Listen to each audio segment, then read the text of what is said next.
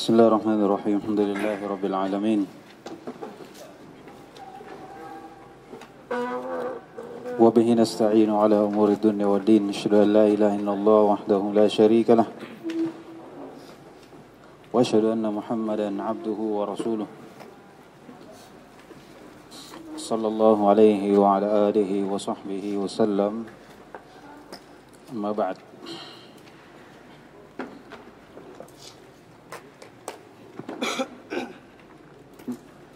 طيب.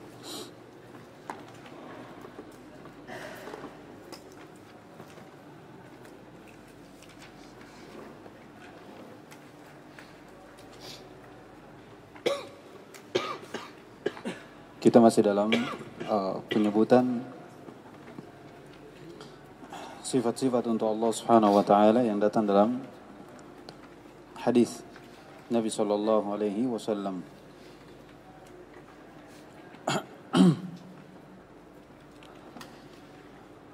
Di antara sifat yang disebutkan itu sifat nuzul, ya. Demikian pula sifat al-ajab, ta'ajjub untuk Allah Subhanahu wa taala. Dan kita sudah terangkan juga, ya, bagaimana penetapan sifat ini datang dalam Al-Qur'an, sunnah dan ijma'.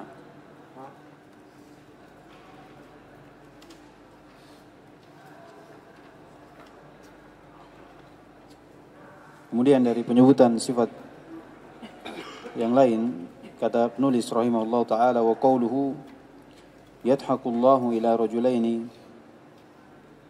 qatala ahaduhuma al-akhar thumma yadkhulani al-jannata.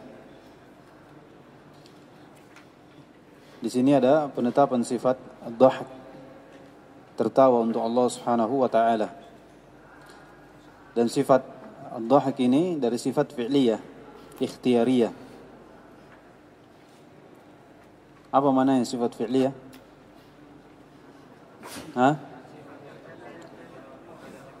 Sifat yang berkaitan dengan masyiah Allah Subhanahu wa taala. In syaa fa'ala wa illam yasha' lam yaf'al. Ini sifat yang berkaitan dengan kehendak. Artinya, jika Allah kehendaki tertawa, maka Allah tertawa. Iya. Jika Allah kehendaki untuk tertawa, maka Allah Subhanahu wa taala akan tertawa. Jika Allah tidak menghendaki, maka tidak akan tertawa. Ini dari sifat fi'liyah namanya. Di sini beliau membawakan dari hadis yang menunjukkan Allah Subhanahu wa taala memiliki sifat tertawa. Dan hadis ini diriwayatkan oleh Imam Bukhari dan Muslim dari hadis Abu Hurairah radhiyallahu taala anhu.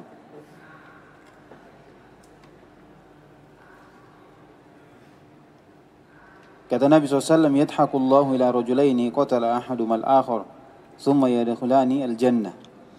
Ini dalam kesempurnaan hadis, itu seorang yang berjihad di jalan Allah Subhanahu wa taala kemudian terbunuh.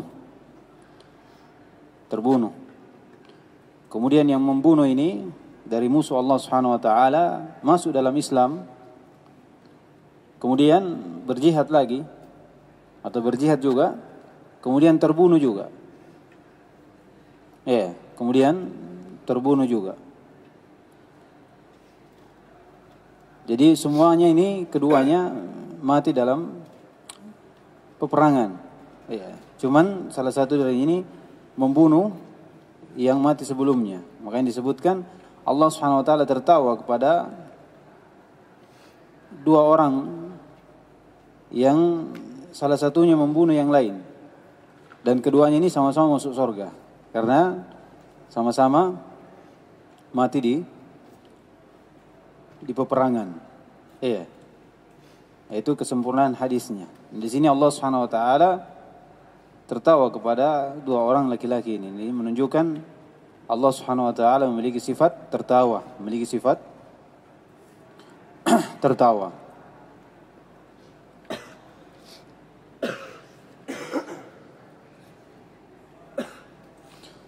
Dan sifat ini juga tetap dalam dinukil ijma'. Lebih dari satu ulama yang menukil ijma' akan ketetapan sifat ini untuk Allah Subhanahu wa taala, sifat ad-dhahak. Dan sifat ini kita tetapkan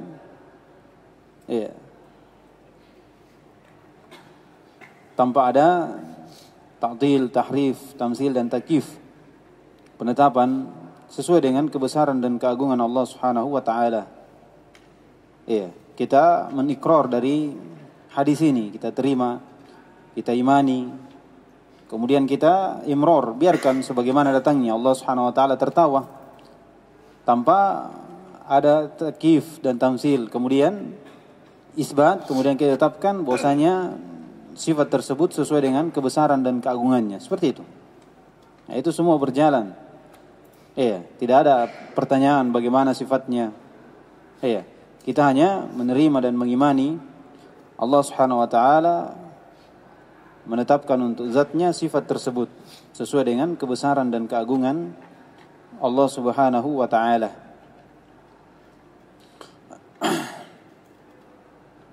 Taib. Kemudian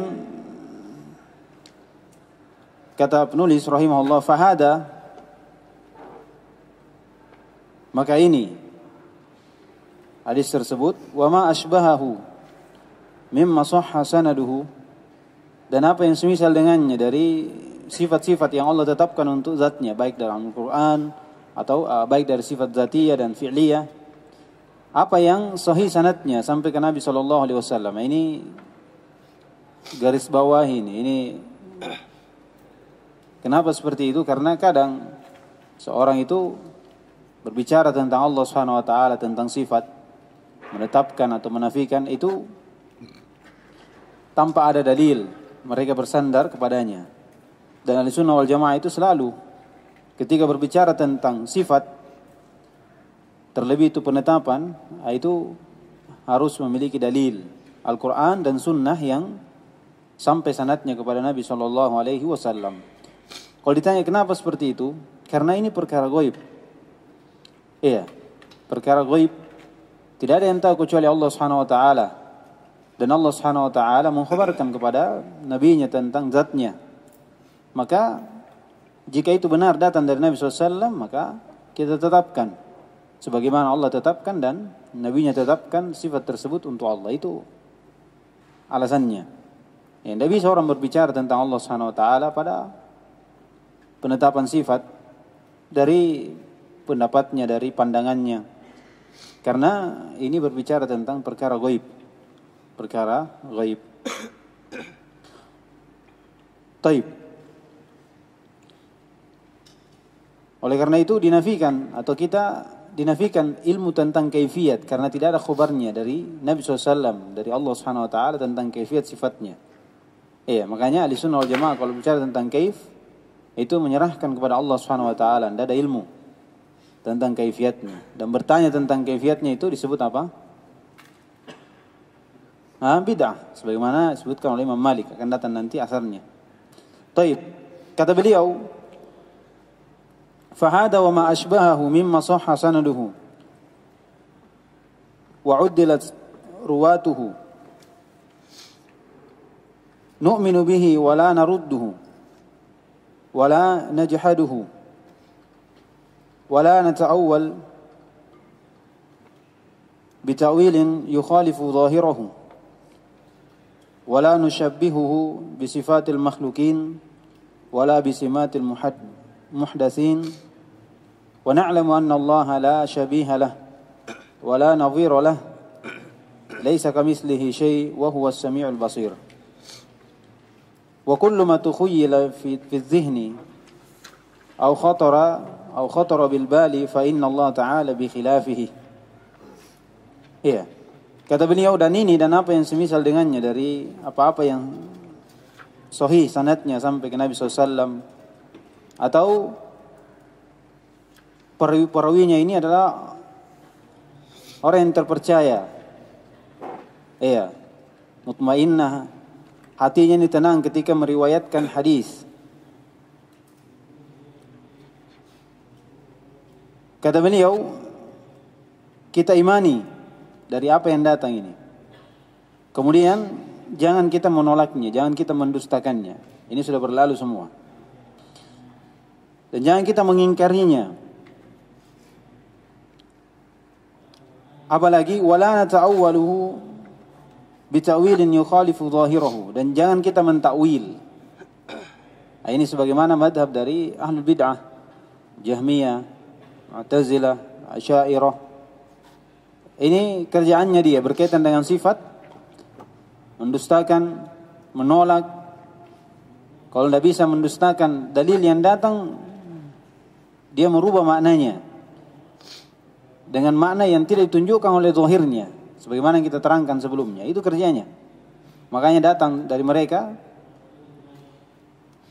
ucapannya, wa kullu nassin awhamat tashbiha fawidhu awilhu aw fawidhu warum tanziha. Itu mereka, begitu kaidahnya mereka. Lihat, kalau ada nas yang ada tashbih, artinya pandangannya ini sifat tersebut ini ada kemiripan, ada hal yang iskal di sini. Karena kalau ditetapkan tangan untuk Allah misalnya, berarti akan menunjukkan sama dengan manusia juga punya tangan. Berarti ada kesamaan manusia dengan Allah Subhanahu wa taala, makhluk dengan Al-Khaliq. Ini kalau seperti ini modelnya, bagaimana caranya? Kalau ada nas-nas seperti ini, fawidhu. Fawidhu artinya serahkan, tidak tahu apa itu maknanya tangan di situ yang Allah tetapkan untuknya. Kita tidak ada ilmu di situ. Kalau tidak bisa, ada dalilnya, tapi tidak bisa didustakan karena sahih. Misalnya dalam Al-Quran atau datang dari hadis yang kuat, riwayatkan Imam Bukhari, Imam Muslim, atau hadisnya mutawatir. Apa kerjanya nih? Awilhu. Ditakwil. Ganti maknanya situ. Tetapkan lafadznya dan ganti maknanya.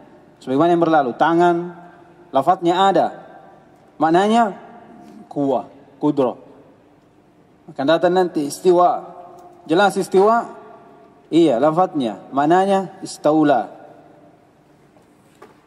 Allah turun, yanzilu rabbuna, lafadznya, tapi yang diinginkan di situ yanzilu amru rabbina, dihilangkan mudhafnya, yang tinggal mudhafun lainnya, kemudian menduduki kedudukan mudhafnya.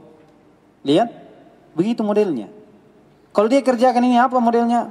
Apa niatnya? Warum tanziha, niatkan kita sucikan Allah Subhanahu wa taala, karena Allah firman laisa kamitslihi syai'. Lihat. Ini repot dia. Repot. Karena tidak ada apa yang Allah Subhanahu wa taala khitab kepada kita yang Allah tetapkan sifat untuknya, itu kita perkara yang kita ketahui. Tidak ada yang tidak kita ketahui. Karena bahasa Arab itu turun dengan Al-Qur'an itu turun dengan bahasa yang mudah. Kita diperintah untuk mentadabburi. Makanya ada yang tahu. Kalau tidak ada yang tahu, ini perkara-perkara yang menjadikan kekurangan pada siapa yang menukil dari sifat-sifat ini datang dari Allah Subhanahu wa taala dan Rasulnya. Seperti itu. Jadi jangan mentakwil. Biarkan sebagaimana datangnya. Kata beliau, wala nusyabbihuhu, tidak pula ketika kita tetapkan, kita katakan, tangannya Allah ini sama dengan tangan makhluknya, sebagaimana yang berlalu lagi. Wala nusyabbihu bi sifatil makhlukin. Jangan kita nusyabbih, itu numassilu, menyamakan dengan sifat makhluknya. Tangan Allah sama dengan tangan makhluknya. Artinya bentuknya, kaifiatnya, modelnya seperti ini. Itu juga kita jangan sampai kepada hal tersebut ketika kita menetapkan. Wala bisimatil al-muhdatsin, tidak pula dengan sama. Apa yang terbedakan makhluk dengan tanda-tandanya, itu kita tidak samakan Allah Subhanahu wa taala. Makhluk punya tangan. Tapi apa yang dimiliki dari sifat makhluk, itu sesuai dengan kekurangannya. Bagaimana pendengarannya makhluk? Mendengar hanya yang dekat-dekat saja. Kalaupun dekat tapi bisik-bisik, dengar atau tidak? Tidak dengar. Begitu pula tangannya. Bagaimana kelemahannya tangannya? Iya. Demikian yang lain dari apa yang manusia bersifat dengannya itu tidak sama dengan sifat yang Allah Subhanahu wa taala tetapkan. Walaupun dari sisi lafaz dan nama itu sama. Itu tidak kita ingkari. Iya, karena kalau tidak hal yang seperti itu kita tidak ketahui lagi, ya berarti Allah Subhanahu wa taala itu tidak menyuruh kita untuk mentadabburi Al-Qur'an. Padahal dalam Al-Qur'an sendiri Allah menyuruh kita untuk mentadabburinya. Berarti perkara itu adalah perkara yang dilingkup oleh akal, bisa diketahui, Kata beliau, "Wa na'lamu anna Allah la syabiha wa la nadhira lah." Dan kita ketahui bahwasanya Allah Subhanahu wa taala tidak ada yang tidak memiliki permisalan dan tidak pula nawir. Ini dari lafaz-lafaz yang diinginkan ini satu, yaitu masil. Kalau secara lugo, ini berbeda dari sisi lafaz, itu berbeda lugo. Kalau masil itu masil, dia mencakup persamaan dari segala sisi. Itu namanya masil. Masil itu mencakup dari segala sisi. Ya, betul-betul mirip. Bentuknya, namanya, panjangnya, lebarnya, pokoknya itu namanya masil. Dari sisi bahasa ya. Kalau syabih, itu penyerupaannya kalau dihitung sekitar 50% saja. Itu namanya syabih. Kalau pendekatannya begini, sama-sama namanya, tapi beda bentuknya. Ini namanya syabih. Sama namanya tapi beda bentuknya. Ini namanya syabih. Jadi sama, kemiripannya itu cuma di mana? Di nama saja. Adapun kaifiyat bentuk itu beda. Ini syabih dari sisi bahasa. Nawir itu kesamaannya sekitar kalau dihitung 100%, 25% saja. 25%. Artinya lebih sedikit kesamaannya dibanding syabih. Dan syabih lebih sedikit dibanding masil. Dan masil inilah yang Allah SWT katakan dalam Al-Quran, laisa kamitslihi syai'. Lihat.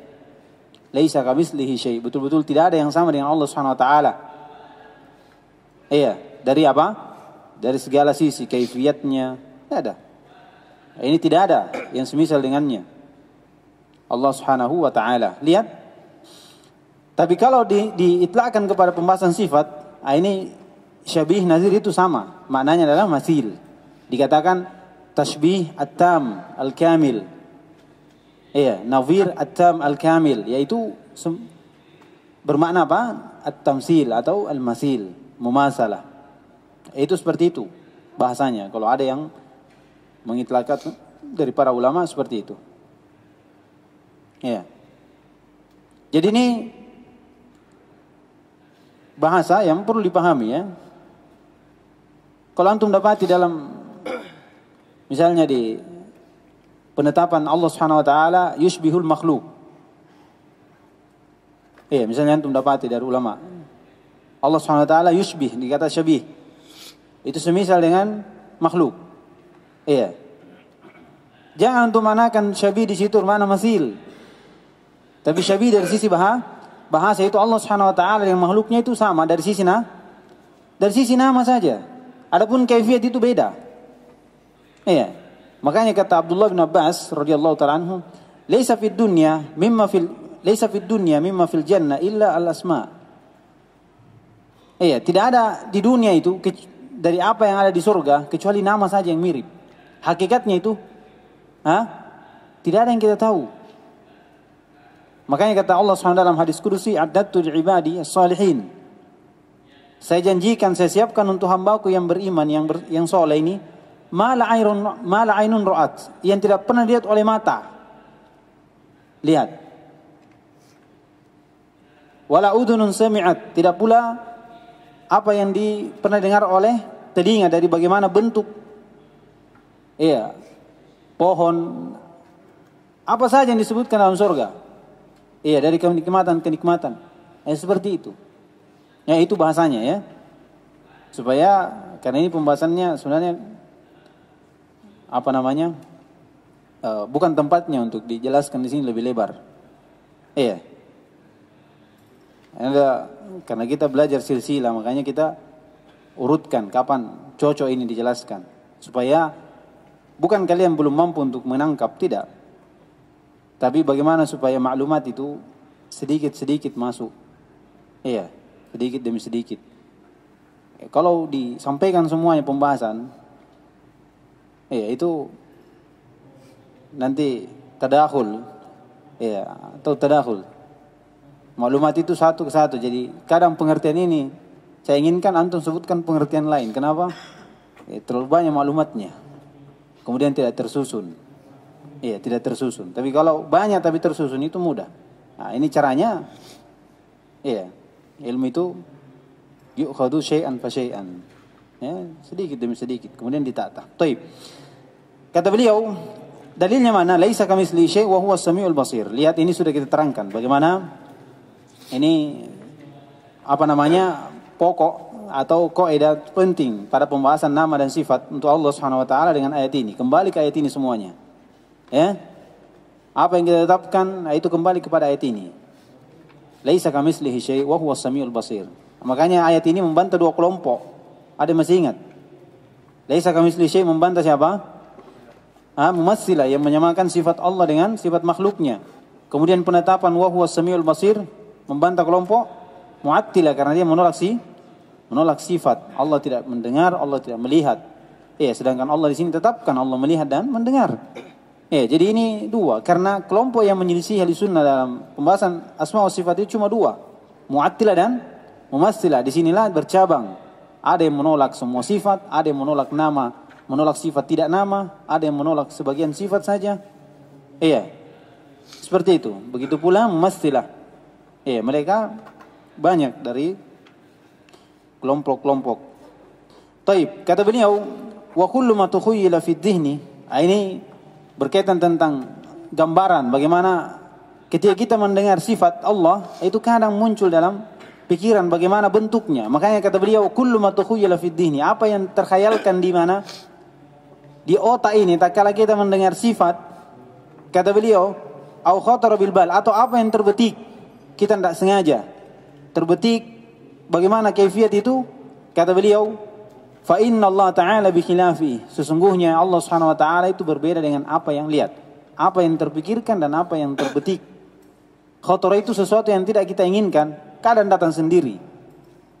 Apa yang terbetik dalam hati namanya apa istilahnya? Apa yang terbenak tanpa kita inginkan untuk kita pikirkan atau apa. Inilah sumbernya. Kalau ini sesuatu yang dimaafkan, tidak ada orang bisa terlepas dari situ. Tetapi kalau ini antum tidak jaga, antum tidak segera hilangkan, ini akan ke sini. Dan kalau sudah ke sini, itu sudah ada niat. Kemudian setelah ke niat, sudah ada lebih daripada niat, yaitu tekad kuat, azam. Kalau sudah ada itu, tinggal satu. Apa itu? Dibuktikan oleh perbuatan. Itu kata Ibnu Qayyim. Ibnu Qayyim menyebutkan sebab kenapa orang susah tinggalkan maksiat, seperti itu modelnya. Karena maksiat itu cuma timbul di terbenak. Mau begini. Ini orang tidak bisa lewat, tidak bisa lepas dari situ. Tapi bagaimana caranya supaya tidak lanjut? Putus itu. Kalau antum tidak putus, ke sini dia. Antum tidak putus lagi di sini, sudah ada niat. Sedikit. Kalau antum tidak putus lagi situ, timbul lagi tekad kuat. Ini yang dihitung. Kalau antum sudah tekad tapi tidak terjadi, dengan sebab-sebab yang lain, mau mencuri misalnya, sudah tekad mau mencuri, tidak jadi mencuri karena hujan. Berdosa atau tidak? Berdosa. Karena sudah ada azamnya itu kuat sekali. Ini kalau antum tidak putus, tinggal satu. Dibuktikan oleh perbuatan. Dan kalau sudah itu, makanya sangat susah orang untuk meninggalkan maksiat kalau sudah dia lakukan. Bukan tidak bisa, tapi kata Ibnu Qayyim susah. Karena dia sudah tingkatan yang tinggi, yang harusnya lebih mudah untuk dia potong, tapi dia biarkan. Itu pelajaran. Ini berkaitan dengan sifat seperti itu. Apa yang muncul langsung putus. dan yakini bahwasanya Allah Subhanahu wa taala berbeda dengan hal tersebut. Iya, kembalikan kepada ayat muhkam, jelas, wadih, laisa kamitslihi syai'. Iya, kadang seorang berpikir tangan, iya, karena kita tahu makna tangan, tapi kadang lewat dari pengetahuan kita dari makna tangan yang seharusnya kita pahami dari makna umum, lewat ke makna yang lain, bentuknya kaifiyat. Oh, terbayangkan bagaimana Allah Subhanahu wa taala dari pikiran kita, kata penulis itu Allah berbeda dengan hal tersebut. Iya, Allah Subhanahu wa taala kalaupun sempurna apa yang kita pikirkan, Allah Subhanahu wa taala akmal wa atam. Iya, lebih sempurna lagi dari apa yang kita pikirkan. Kalau kita memandang yang sempurna, Allah Subhanahu wa taala lebih daripada itu. Lebih daripada itu. Ini gambaran untuk kita ketika kita belajar tentang nama dan sifat seperti itu. Ya. Tidak bisa terlepas seorang hamba dari hal tersebut, tapi ada jalannya untuk supaya kita tidak larut dalam hal tersebut, yaitu dengan memotong itu dan meyakini bahwasanya Allah Subhanahu wa taala sifatnya, iya, walillahil masalul a'la. Ini kata Allah. Untuk Allah lah al-masal. Disebutkan masal itu wasf. Al-a'la itu akmal, tinggi. Iya, laisa kamitslihi syai' wa huwas samiul basir. Tidak ada yang semisal dengan Allah Subhanahu wa taala. Bisa? Nah, ini apa namanya? Apa yang disebutkan oleh penulis ini bentuk dorongan untuk kita ketika kita bicara tentang sifat kadang. Iya, muncul hal yang seperti ini.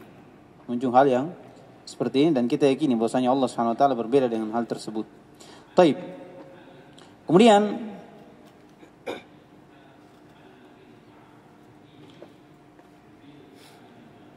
kata beliau, wa min dzalika qauluhu ta'ala. Di antara sifat tersebut yang harus kita tetapkan, tidak boleh kita tolak, tidak boleh kita takwil, tidak boleh kita tamsil, tidak boleh kita kif. Apa itu? Kata Allah Subhanahu wa taala, Ar-Rahmanu 'ala al-'arsy istawa. Ini disebutkan penetapan sifat istawa untuk Allah Subhanahu wa taala. Jadi antara itu adalah firman Allah Subhanahu wa taala, Ar-Rahmanu 'ala al-'arsy istawa. Ini penyebutan dari sifat istawa dalam Al-Quran. Iya, penetapan istawa dalam Al-Quran untuk Allah Subhanahu wa taala tinggi. Itu disebutkan 7 tempat. Iya, dikatakan istawa 'alal 'arsy. Istawa 'alal 'arsy. Iya. Ini 7 tempat dalam Al-Quran. Cuma satu dengan lafaz yang berbeda, yaitu di surah Toha ini, Ar-Rahmanu 'alal 'arsy istawa. Selebihnya itu tsumma istawa 'alal 'arsy. Tsumma istawa 'alal 'arsy. Sebelum kita membahas tentang sifat istawa ini, dalam Al-Quran sendiri kata istawa itu datang dengan 3 bentuk. Iya. Kalau tadi itu kita sebutkan istawa 'alal 'arsy, ya. Itu 7 tempat. Tapi lafaz istawa sendiri yang datang dalam Al-Quran itu 3. Ada istawa yang dia muta'alliq dengan huruf ala, seperti ini. Ada yang muta'alliq dengan huruf ila. Tsumma istawa ila as-sama' fasawwahunna sab'a samawat. Kemudian ada istawa yang dia tidak muta'alliq dengan sesuatu apapun dari huruf jar. Iya.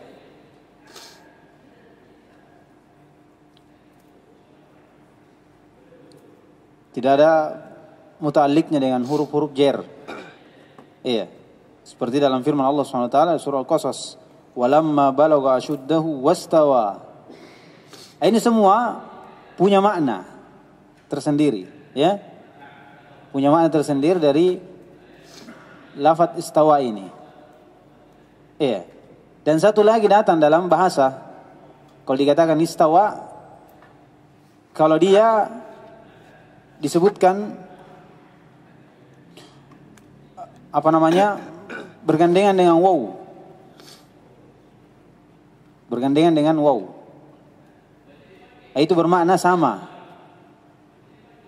istawa al-ma'u wal khoshaba dikatakan. Kalau istawa al-ma' wal khoshaba itu sama tinggi airnya dengan kayunya. Jadi kalau antum jadikan kayu sebagai ukuran air, misalnya, kalau airnya sudah sejajar dengan tingginya kayu, istawa al-ma'u wal khoshaba. Itu air dan kayu itu sama tinggi, namanya istawa. Musawi, dikatakan musawi. Ini 4. Ya. Dan yang datang di sini disebutkan itu istawa muta'alliq dengan apa? Dengan ala. Dan ini tidak ada silang pendapat. Makna dari istawa, kalau dia muta'alliq dengan ala itu bermakna irtafa'ah wal 'ulu. Iya. Disebutkan ada 4. Irtafa'ah wal 'ulu. As-su'ud 4, satu lagi istiqrar. Iya. Tapi kata Ibnu Taimiyah, ini lafadznya berbeda tapi yang diinginkan satu, itu Allah Subhanahu wa taala tinggi di atas arsy-Nya. Tinggi di atas arsy-Nya. Ini maknanya. Ya. Kesepakatan dari dinukil juga oleh Ibnu Qayyim rahimahullah. Dari semua ahli lugha mengatakan bahwasanya istawa itu maklum, kalau dikatakan istawa 'alal arsy itu tinggi. Iya, tinggi di atas arsy-Nya. Lihat, kalau istawa muta'alliq dengan ila, ini hakikatnya ada 2 pendapat. Ya. Ada 2 pendapat. Ada yang mengatakan semakna dengan ala, ila bermakna dengan ala semakna, berarti bermakna apa? Ulu. Ya. Ada yang mengatakan yaitu al-qasdut tam. Al-qasdut tam. Tapi ala kulli hal kita berbicara tentang istawa 'alal arsy. Yang di sini kita tetapkan Allah Subhanahu wa taala memiliki sifat istawa. Memiliki sifat istawa. Dan istawa ini sifat apa? Fi'liyah atau zatiyah? Fi'liyah, karena berkaitan dengan kehendak. Kalau ditanya bagaimana disebut berkaitan dengan kehendak? Karena Allah Subhanahu wa taala beristiwa itu setelah penciptaan langit dan bumi. Tsumma istawa 'alal arsy. Setelah penciptaan langit dan bumi, 6 hari kemudian disebutkan tsumma istawa 'alal arsy. Kata summa itu menunjukkan apa?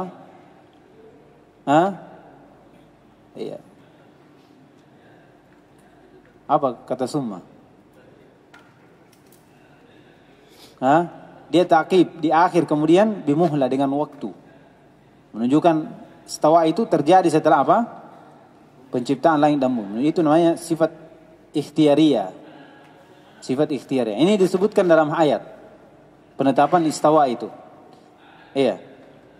Penetapan istawa itu. Kemudian dalam sunnah datang juga menunjukkan Allah Subhanahu wa taala beristiwa di atas arsy-Nya. Disebutkan oleh Ibnu Qayyim rahimahullah dalam kitabnya Al-Ijtima' Al-Juyush Al-Islamiyah. Kata Ibnu Qayyim, sifat istiwa itu ditunjukkan oleh Al-Quran, Sunnah dan Ijma'. Kemudian menyebutkan dalam sunnahnya dengan sanad yang sahih. Ibnu Qayyim mengatakan ini sanadnya sahih di atas syarat dari Imam Bukhari, artinya sama dengan apa yang disahihkan oleh Imam Bukhari dalam sahihnya. Dari sahabat Qatadah bin An-Nu'man radhiyallahu ta'ala anhu. Kata Nabi SAW, lamma faragallahu min khalqihi, tatkala Allah selesai menciptakan dari makhluknya itu langit dan bumi, lihat, istawa ala arsyihi, kemudian dia beristiwa di atas arsy-Nya. Ini menunjukkan Allah Subhanahu wa taala ditetapkan untuknya sifat istawa, datang juga dalam sunnah. Kemudian dalam ijma' ini jelas. Jadi ditetapkan oleh 3 dalil. Al-Quran, sunnah dan ijma'. Sunnah dan ijma'.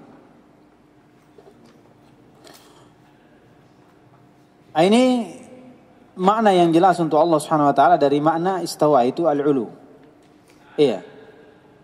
Maka kita tetapkan sebagaimana Allah tetapkan dan Rasulnya, tanpa kita mentaktil, mentakif, kemudian mentahrif dan mentamsil dari sifat tersebut.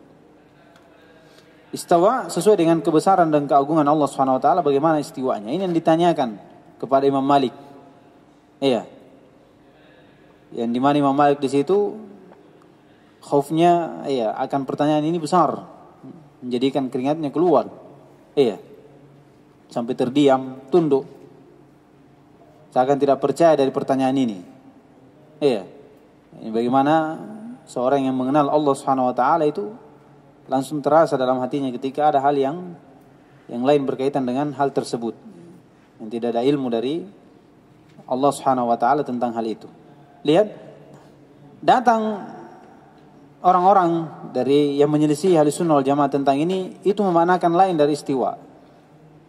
Dia mentahrif. Jahmiyah menolak, jelas. Ini madhabnya, pemikirannya atau kelompoknya Jahmiyah menolak dari sifat tersebut. Datang Asy'ariyah, ya dia memanakan istawa itu bermakna istaula, yaitu ghalabah. Iya, mengalahkan. Nah, ini kandungan-kandungan yang tidak ditunjukkan oleh lafaz. Kemudian tidak ada dalilnya dari bahasa pun, tidak ditunjukkan bahwasanya istawa di situ bermakna istaula. Kemudian menyelisihi jema'. Iya, menyelisihi jema'. Dan banyak hal-hal yang menjadikan kekurangan untuk Allah ketika ditetapkan istawa bermakna istaula. Iya. Salah satu contoh yang menunjukkan keharusan yang jelek akan penetapan istaula untuk Allah Subhanahu wa taala, yaitu mengalahkan. Itu berarti sebelumnya Allah Subhanahu wa taala itu terjadi apa? Terjadi pertengkaran dulu, kemudian Allah Subhanahu wa taala menang. Iya, maksudnya Allah Subhanahu wa taala dari sifat tersebut. Kalau dikatakan Allah Subhanahu wa taala sebelum istawa dia iya. Jangan juga dimanakan istawa itu duduk. Ya, duduk. Ya, duduk di atas arsy-Nya. Itu tidak ada. Tidak ada yang memanakan istawa bermakna duduk. Ya. Makanya disebutkan sepakat ahli lughah bahwasanya istawa di situ bermakna irtafa'a atau al-ulu, di atas, tinggi di atas. Bukan bermakna duduk di atas. Iya. Dimanakan seperti itu bentuk takyif untuk Allah Subhanahu wa taala. Iya, banyak keharusan. Itu juga salah satu alasannya kenapa mereka menolak sifat istawa. Yang memanakan duduk berarti Allah butuh tempat. Tidak ada yang memanakan seperti itu. Iya. Ahlussunnah wal Jamaah menetapkan sifat istawa dan tidak pernah memanakan makna istawa makna duduk. Yang menjadikan ada keharusan yang menjadi kekurangan sehingga ditolak sifatnya. Ahlussunnah wal Jamaah menetapkan sifat istawa dan memaknakan istawa bermakna ulu, irtafa'a. Iya. Bagaimana istawanya? Pertanyaan kaifiyat itu pertanyaan bid'ah. Tapi kita katakan istawanya Allah Subhanahu wa taala sesuai dengan kebesaran dan keagungannya, sebagaimana Allah tetapkan untuk zatnya. Sebagaimana Allah tetapkan untuk zatnya. Taib, itu dari makna istawa. Iya.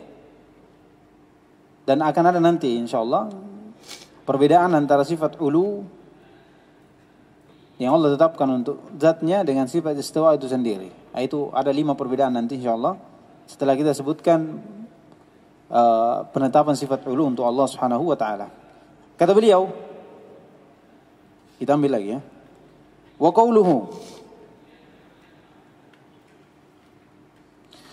qawluhu ta'ala amintum man fis sama'. Wa qawlu Nabi sallallahu alaihi wasallam Rabbuna Allahu alladhi fis sama' taqaddasa ismuk. Ini dalil-dalil semua menunjukkan akan sifat ulu Allah Subhanahu wa taala. Wa qala lil jari aina Allah? Qalat fis sama'. Qala a'tikha fa innaha mu'minah.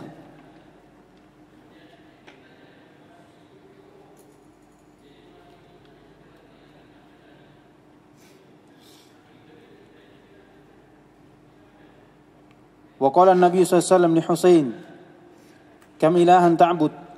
Qala sab'ah. Sittatan fil ard, wahidatan fis sama'. Qala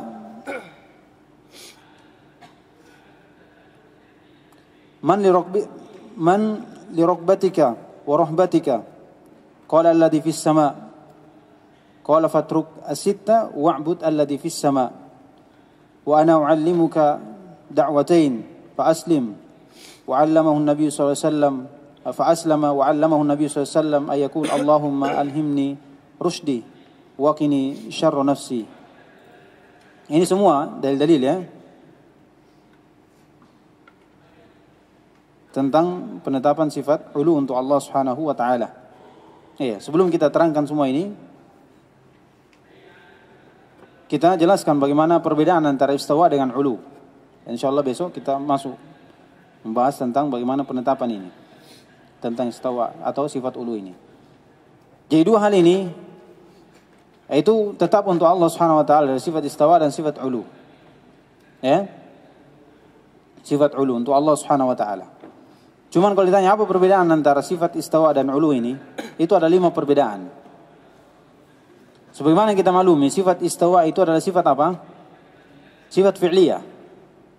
Ya kan? Sifat fi'liyah. Adapun sifat ulu itu sifat zatiyah untuk Allah Subhanahu wa taala. Apa sifat zatiyah? Iya, sifat yang Allah terus-menerus bersifat dengannya, itu namanya sifat zatiyah. Itu satu perbedaannya. Perbedaan yang kedua, bahwasanya sifat istiwa itu ditetapkan oleh apa? Al-Quran, Sunnah dan Ijma'.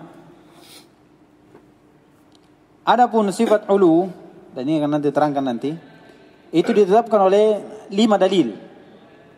Al-Quran, Sunnah, Ijma', akal dan fitrah. Iya. Ini perbedaan yang kedua. Perbedaan yang ketiga, sifat istawa itu menunjukkan ketinggian zat Allah Subhanahu wa taala. Zatnya. Allah Subhanahu wa taala tinggi di atas arsy-Nya, itu zatnya. Adapun sifat ulu itu menunjukkan ketinggian mutlak untuk Allah Subhanahu wa taala. Mutlak yaitu dari 3 sisi. Zatnya, demikian pula sifatnya Allah Subhanahu wa taala. Iya. Jadi bukan hanya zatnya yang tinggi tapi sifatnya juga. Iya, walillahil masalul a'la. Ya. Terus atau disebut dengan ketinggian mutlak, ulu zat, ulu qahar dan ulu qadar. Itu 3. Ulu zat, ulu qadar dan ulu qahar. 3. Itu nanti kita terangkan nanti. Perbedaan yang keempat, bahwasanya sifat istawa itu menunjukkan, mengharuskan sifat ulu untuk Allah Subhanahu wa taala. Kalau Allah istiwa berarti menunjukkan Allah itu di mana? Di atas. Iya, menunjukkan ketinggian Allah Subhanahu wa taala, sifat ketinggian Allah Subhanahu wa taala. Adapun sifat ulu itu tidak harus ditetapkan padanya sifat istawa. Beda toh? Kalau sifat istawa menunjukkan Allah SWT di mana? Di atas. Iya. Tapi penetapan sifat ulu belum tentu menunjukkan Allah itu beristiwa. Iya. Allah itu beristiwa di atas arsy-Nya. Iya. Itu dari keharusan. Kemudian yang terakhir adalah bahwasanya menolak sifat ulu itu lebih besar konsekuensinya daripada menolak sifat istawa. Alasannya Karena menolak sifat ulu berarti menolak berapa dalil? 5. Sedangkan menolak istiwa itu cuma berapa? Cuma 3. Tapi bukan berarti boleh menolak sifat, enggak ya? Iya. Artinya kalau menolak sifat ulu itu berarti menolak 5 dalil. Iya. Al-Quran, sunnah dan ijma'. Kemudian menolak fitrah dan akal sehat. Iya. Fitrah salimah dan akal yang sehat itu ditolak juga. Iya. Adapun menolak sifat istawa itu hanya menolak 3 sifat. 3 dalil. Al-Quran, sunnah dan ijma'. Iya. Al-Quran, sunnah dan ijma'. Nah, ini insya Allah pembahasan ulu. Itu besok kita terangkan lebih lanjut lagi dari apa yang disampaikan oleh atau disebutkan oleh penulis di risalah ini tentang dalil yang menunjukkan sifat ulu Allah Subhanahu wa taala. Tapi itu 5. Iya. Jelas untuk kita bagaimana membedakan sifat ulu dan istawa, ya. Salah satunya adalah istawa itu sifat fi'liyah yang berkaitan dengan kehendak. Adapun sifat ulu itu sifat yang Allah tidak pernah terlepas darinya. Terus menerus Allah Subhanahu wa taala tinggi, ya. Jadi jangan bilang kalau berarti sebelum Allah beristiwa Allah tidak tinggi. Ya, itu pemikiran seperti itu sudah dibantah oleh perbedaan yang kita sebutkan tadi. Kalau dikatakan berarti kalau sebelum istawa Allah di mana? Allah tidak tinggi berarti. Iya, kadang kan seperti itu. Kita katakan Allah Subhanahu wa taala dari dulu tinggi. Sebelum beristiwa Allah Subhanahu wa taala sudah mana? Sudah memiliki sifat tinggi karena Allah Subhanahu wa taala memiliki sifat tinggi yang menjadi sifat zatianya. Iya, tanpa ditetapkan oleh sifat istawa Allah sudah tinggi. Ya. Tapi kenapa kita tetapkan istawa? Karena Allah SWT tetapkan untuknya. Iya, yang bermakna istawa di situ adalah tinggi di atas arsy-Nya. Tinggi di atas arsy-Nya. Makanya dikatakan istawa itu dikatakan ulu khos. Ulu zat yaitu seperti disebutkan tadi, ulu khos. Ketinggian khusus untuk Allah Subhanahu wa taala. Atau dikatakan ulu zat. Ulu zat. Ya. Sekira cukup dulu insyaallah, besok kita lanjutkan selesaikan ini. Ya, kemudian setelah ini masuk di pembahasan baru tentang sifat kalam. Sifat kalam. Baik.